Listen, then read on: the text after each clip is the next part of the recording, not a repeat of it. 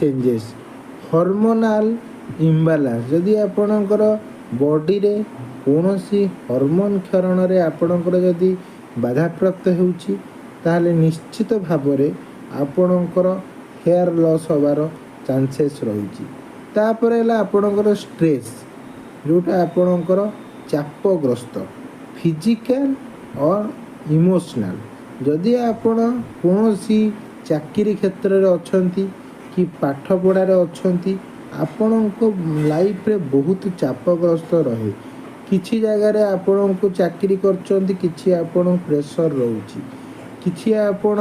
marriage life को नहीं कि आपण डिस्टर्ब अछंती कि आपण पाठ पढ़ा लाइफ को नहीं आपण कौन चिंतित अछंती कि फ्यूचर रे कौन चाकरी करिवि ई सब फिजिकल और इमोशनल